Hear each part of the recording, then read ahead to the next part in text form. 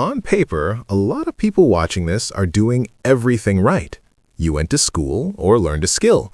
You got a job. Maybe you even earn more than your parents did at your age. You pay your bills on time, you're not reckless.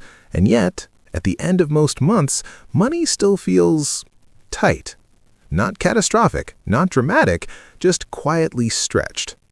Here is the uncomfortable part. When researchers look at the actual numbers behind the average person in the US or Europe, the picture is often more fragile than people expect. Not because people are irresponsible, but because normal life has quietly become very expensive, and most of us adjust without really noticing what it's doing to our future. Let's picture someone ordinary. Emma is 29 and lives in Manchester. She works in marketing for a mid-sized company. After taxes, she takes home about £2,200 a month. That's not low. It's not a luxury either.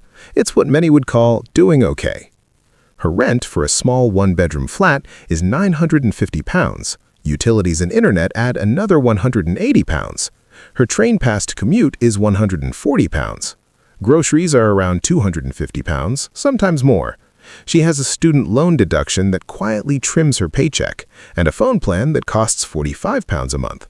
She also pays £60 for a gym she goes to when things calm down, and £12 for 2 streaming services she barely thinks about.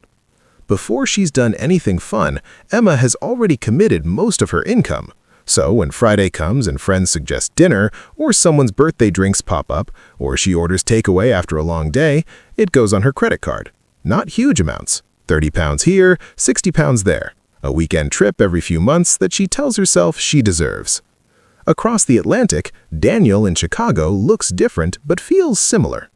He earns $62,000 a year before tax, which sounds solid. After tax and health insurance, his monthly take-home pay is about $3,600. His rent for a modest apartment is $1,650. Car payment and insurance, $520. Student loan payment, $280. Groceries, $350. Gas, phone, subscriptions, and utilities, another $400 or so.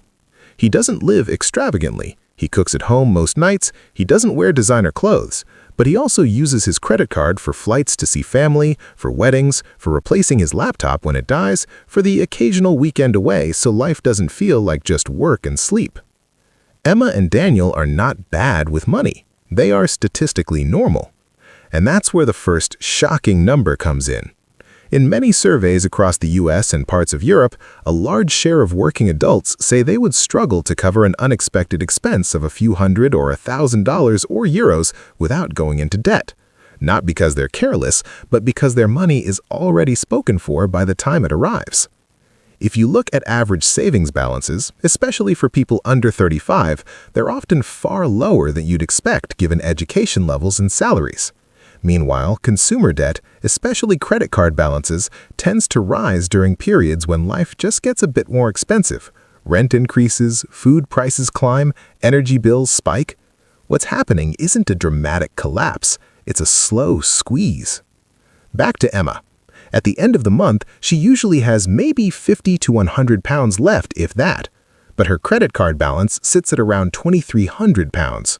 She pays more than the minimum, but not enough to clear it quickly. She tells herself she'll sort it out when she gets a raise. Daniel has about $6,000 on his credit cards, not from wild spending, mostly from life happening in chunks. Moving costs, a medical bill his insurance didn't fully cover, flights home for the holidays, and everyday spending that ran slightly ahead of his paycheck. Here's the second number that surprises people. Interest.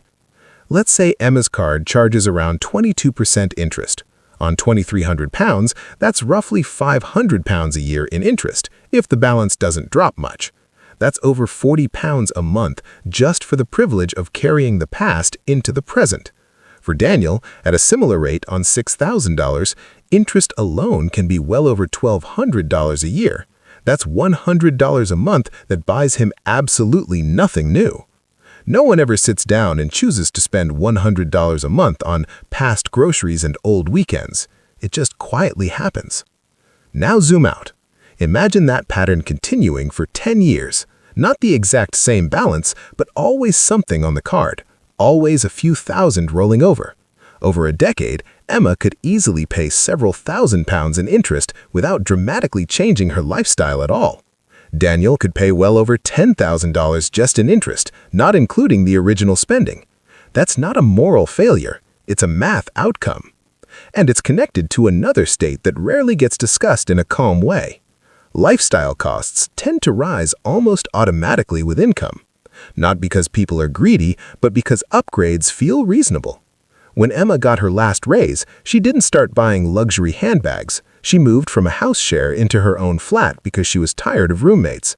That decision alone increased her housing cost by hundreds per month, but it felt like a normal adult step. Daniel, after a promotion, replaced his unreliable old car with a newer used one. His payment went from $0 to over $300 a month, but now he doesn't worry about breakdowns on the highway. These are rational decisions in isolation, but collectively, they create a situation where higher income doesn't always lead to more breathing room. It just supports a more comfortable version of being stretched. Psychologists sometimes call this adaptation. We get used to a higher baseline quickly. The new apartment stops feeling like a luxury after a few months. The newer car just feels normal. The streaming services, the food delivery, the small conveniences, they blend into the background of life. Removing them later feels like a step backward, even if they were once optional. There's also social comparison, which is subtle in the age of social media. Emma scrolls through photos of friends in Barcelona or on ski trips. Daniel sees colleagues upgrading apartments or posting about new gadgets. No one is showing their credit card statement, so the spending looks normal, even responsible. Here's another number that shifts perspective: retirement savings. In both the US and Europe, many people in their 20s and 30s either contribute very little to retirement accounts or contribute just enough to feel like they're doing something. Maybe 3% or 5% of income, sometimes nothing during tight months. Let's use simple math. If Daniel invests $200 a month starting at 30 and it grows at a moderate long-term average, he could end up with a meaningful nest egg by his 60s. But if that $200 instead goes towards interest, higher rent, or small recurring comforts, the long-term gap isn't just $200 times 12 months times 30 years. It's also the growth that money could have had. The shocking part isn't that people don't care about the future. It's that the present is structured in a way that quietly consumes most of what they earn. Rent takes a bigger slice than it used to. Healthcare, education, and transportation costs have outpaced wages in many places. So even disciplined people feel like they're running in place. And when you feel like you're running in place, short-term comfort becomes more valuable. A takeaway meal after a stressful day isn't just food, it's relief. A weekend trip isn't just a cost, it's a reminder that life isn't only bills and emails. That's the psychological side. Spending often solves emotional problems in the short term: stress, boredom, social pressure, feeling behind. It's not about being flashy, it's about coping. The system part is quieter. Many financial products are designed to smooth over the gap between what life costs and what people earn right now. Credit cards, buy now but pay later plans, car loans stretched over longer terms, they make modern life feel affordable month to month, while pushing the true cost into the future. So, what happens over time? Nothing dramatic. That's the point. Emma keeps working, she gets raises, but rent rises too. Her debt never explodes, but it never fully disappears. She contributes a bit to her pension, but not enough to feel secure. She feels responsible, yet always slightly behind. Big career changes feel risky because she doesn't have much of a cushion. Daniel's story is similar. He's not in crisis, he just doesn't feel free. Turning down a job he dislikes is hard when he has fixed monthly payments. Taking a few months off to retrain feels unrealistic. Money doesn't ruin his life, it just quietly limits his choices. This is where financially aware people often think differently, not in a flashy, extreme way, but in how they see trade-offs. They tend to look at recurring costs as long-term commitments, not just monthly prices. An extra $300 a month in housing isn't just $300, it's thousands per year and potentially tens of thousands over a decade. That doesn't automatically make it wrong, but it makes the decision heavier, more deliberate. They also separate comfort from status a bit more carefully. A comfortable home might matter a lot. Impressing people with the newest phone usually matters less when you think in terms of years of life energy spent earning the money for it. Another difference is time horizon. Instead of asking, "Can I afford this month?" they quietly ask, "What does this do to my flexibility later?" Flexibility is underrated. It's the ability to say no to a job, to move cities, to take a break, to handle a surprise without panic. It rarely shows up in photos, but it shapes how calm life feels. None of this requires extreme frugality or rejecting modern life. It's more about noticing that the average financial path, the one most people drift into, often leads to a future that feels busier and tighter than expected, even with decent income. The statistics about low savings, high consumer debt, and limited emergency funds aren't just headlines. They describe millions of Emmas and Daniels who are functioning, capable adults, living in a system where normal choices add up in surprising ways. If there's one takeaway from all these shocking numbers, it's not that people are failing, it's that the default settings of modern life are expensive and drifting is costly.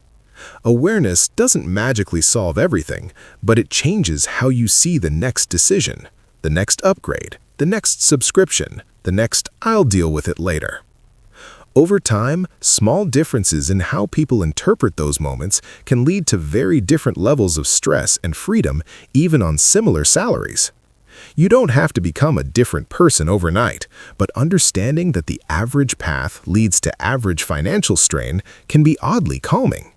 It explains why things feel tight even when you're doing well. It turns confusion into clarity. And from there, even small, thoughtful shifts start to feel less like sacrifice and more like quiet investments in your future flexibility. If this helps you see your own numbers a little more clearly, consider subscribing.